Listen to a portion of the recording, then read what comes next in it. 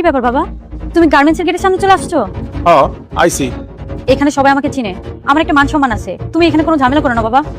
ঝামেলার কি আছে? যেটা লিখে আইছি ওটা দিলেই তো আমি যাই গা। আচ্ছা ঠিক আছে বাবা, আমি বুঝতে পারছি। ধরো, তুমি তাড়াতাড়ি যাও। হ্যাঁ গেলাম। আপু তুই আসছস? কেন, কি হয়েছে? তোর জন্য অপেক্ষা করতেছিলাম। ওই কলেজের কিছু টাকা বুকে রয়েছে না, তুই না বললি আজকে বেতনটা দিবি? তুই আমার কাছে কেন আব্বারে কইতে পারছ না? তোর কি জন্ম আমি দিছি না আব্বাই দিছে? সবসময় তুই আমার কাছে টাকা চাস, আব্বার কাছে চাইতে পারছ না? আপু তুই এইভাবে কথা কইতাছস কেন? আমার কি ভুল? তোরা তো কোনো ভুল করছ নাই, তোরা দুই বাপে পুতে মিলা আমার মাথাটা খাইতাছস। আজকে আব্বাই কি করছ তুই জানোস? আমার গার্মেন্টসের গেটে যা দাঁড়াইছে টাকা লাগা 500 টাকা দেওয়ার পরে হয়ে গেছে।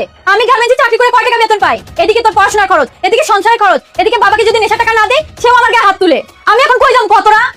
মা মরে যাওয়ার পরে তুই তো পাইলা বড় করছস, আর আমার যাবতীয় খরচ তুই তো বহন করস। আমি আর কার কাছে টাকা চামু? আর বাবার কথা কইতাছস?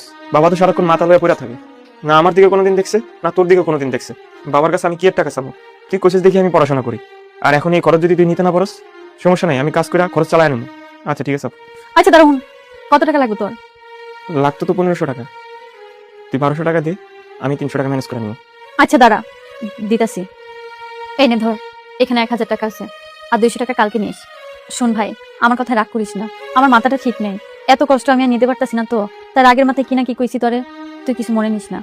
না না আপু, আর শোন, ওই ভাত তরকারি রান্না করা আছে, খাই নিস। আচ্ছা ঠিক আছে। আব্বাই ঘরে ছিল?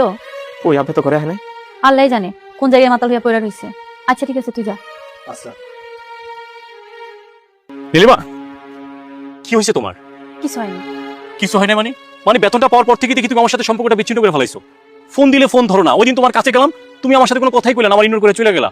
কি আমার কোনো ভুল আছে বা আমি কোনো ভুল করছি? ক্লিয়ার করে কও। না, তোমার কোনো ভুল নাই। সমস্যাটা কোথায় কইবা তো? তোমার কোনো সমস্যা নাই, সমস্যা আমার ব্যক্তিগত। ব্যক্তিগত কি সমস্যা? দেখো, একান্তই আমার পারিবারিক। মানে আমি বুঝতাছি না নীলিমা, তুমি দিন দিন না কেমন জানি হয়ে যেতেছো। তুমি আমার না ইগনোর করতেছো। কি এমন পার্সোনাল সমস্যা তোমার যেটা তুমি আমার কইতে পারতাছো না? হুনো, তুমি না হুদাই ভুল বুঝতেছো আমারে। তোমার নীলিমা তোমারই আছে। কি কমো আমি তোমারে? আমি না মরে কোনো রকম বাচ্চা আছি। আত্মহত্যা যদি মহাপাপ না হতো তাহলে আমি ওটাই আগে করতাম। আমার বাবা একজন মাতাল, নেশাখোর। তার যদি আমি নেশা টাকা না দিই তাহলে সে আমার মারধর করে। আঙ্কেল নেশা করে? হ্যাঁ, সে ছোটবেলা থেকে মা মারা যাওয়ার পর থেকে এই সংসারটা আমার উপর নির্ভর। ছোট ভাইটাকে লেখাপড়া করাচ্ছি, সংসারের প্রত্যেকটা খরচ আমার উপর নির্ভর। এর উপরে যদি বাবাকে নেশা টাকা না দিই তাহলে বাবা আমার উপর অত্যাচার করে। আমি না মরে কোনো রকম বাচ্চা আছি না। শোনো, আল্লাহর রহমতে সবকিছু ঠিক হয়ে যাবে। যেটা এত বছরে ঠিক হয় না সেটা এখন ঠিক হইব। আল্লাহ চাইলে সবকিছু সম্ভব। তুমি আল্লাহর উপরে বিশ্বাস রাখো, আমার উপরে ভরসা রাখো, ইনশাআল্লাহ আশা করছি ঠিক হয়ে যাবে সবকিছু। আমি আঙ্কেলের লগে কথা কম দরকার পড়ে।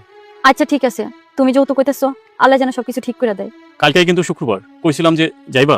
আচ্ছা, চেষ্টা করুন। আচ্ছা চলো, তোমার বাসা পর্যন্ত আগাই দিই।